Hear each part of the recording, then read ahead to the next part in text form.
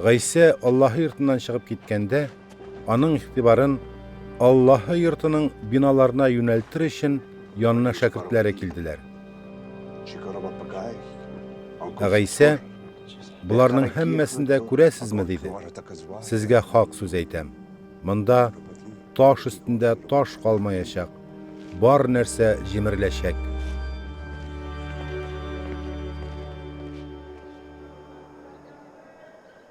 Гайса үзе генә Зәйтүн тавында утырганда янына шәкертләре килде.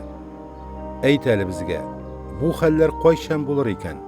Без синең килүеңне һәм бу дөньяның бетәчәген нинди билге аша беләчәкбез дип сорадылар алар. Гайса җавап бирде. Карагыз аны, алдамасыннар үзегезне. Чөнки күпләр үзләрен минем исем белән атап килеп, мин Мәсих диярләр һәм күпләрне алдарлар. Сез якындагы сугышлар авазын һәм ерактагы сугышлар хакында хәбәрләр ишетерсез. Карагыз, курыкмагыз, шулай булырга тиеш. Әмма моның белән генә бетмәс әле. Халык халыкка һәм патшалык патшалыкка каршы чыгар. Төрле урыннарда ачлык һәм җир титреүләр булыр. Әмма буларның барысы тулгак тоту газапларының башыгына. Шушы вакытта сезне газаплауга дучар итәрләр һәм үлемгә тартырлар. Бөтен халыклар да минем өчен сезгә нәфрәтләнер. Шул вакытта күпләр иманнан ваз кичәр, бер-беренә хыянат итәр һәм нәфрәтләнер. Ялган пигамбәрләр күбәеп, күпләрне алдар. Явызлык артканлыктан күпләрнең мәхәббәте суыныр.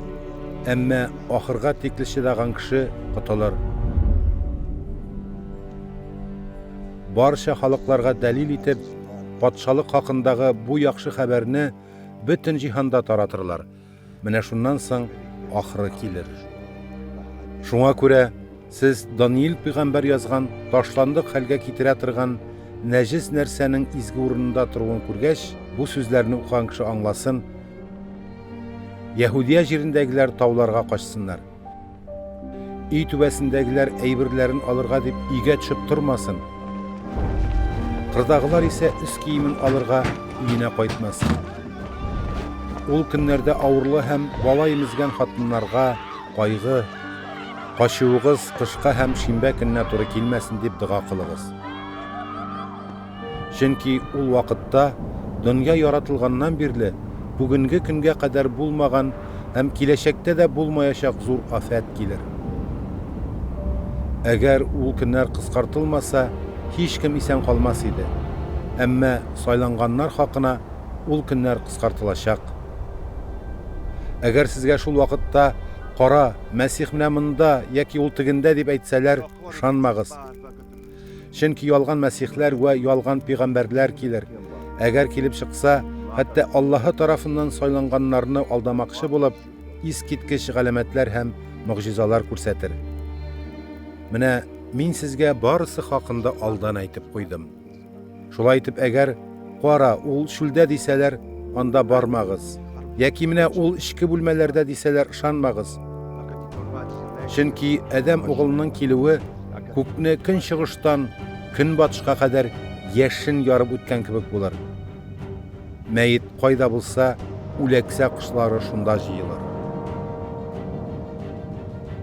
Шунда ук ул көннәрдәге афәттән соң кояш каралар, ай яктыртмас, күкләрдән йолдызлар коелыр һәм күк җисемнәре тетрәнер.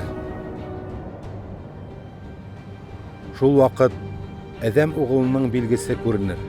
Аның күк болытлары өстендә кудрәт вә дан белән килүен күреп, җирнең бөтен халыклары кычкырып, бик нык кайгырырлар. Адәм угылы фәрештәләрен көчле быргы тавышы белән җибәрер. Алар дөньяның 4 тарафыннан, җирнең бер читеннән башлап икенче читенә кадәр аның сайланганнарын җыярлар.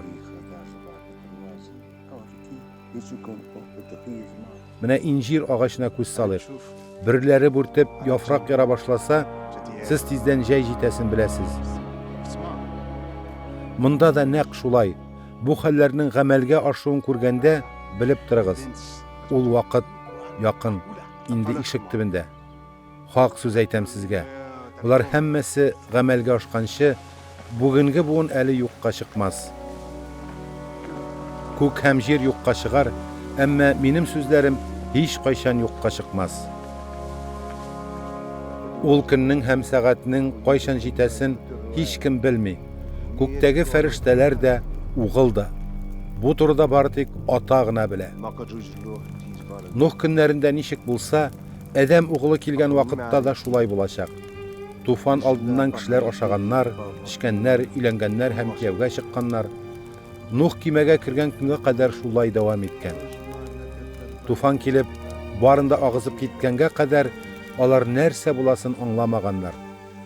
Адәм угылы килгән вакытта да нәкъ шулай булачак. Ул вакытта кырда ике кеше булыр. Берсе алыныр, икенчесен калдырырлар.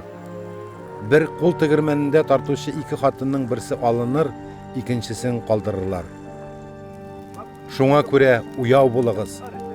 Хакимегез кайсы көндә киләчәген сез белмисез бит. Шуны аңлагыз. Йорт хуҗасы каракның төнлә белән кайсы сәгатьтә киләсен белсә, йокламыйча аңа үз йортына керергә ирек бирмәс иде. Шуңа күрә сез дә әзер булып торыгыз.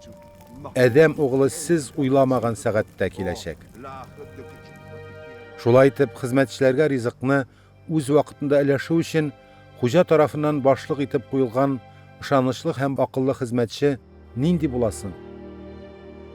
Хуҗасы әйләнеп кайтып, аның шулай эшләвен күрсә, менә шул хезмәтче сәгадәтле.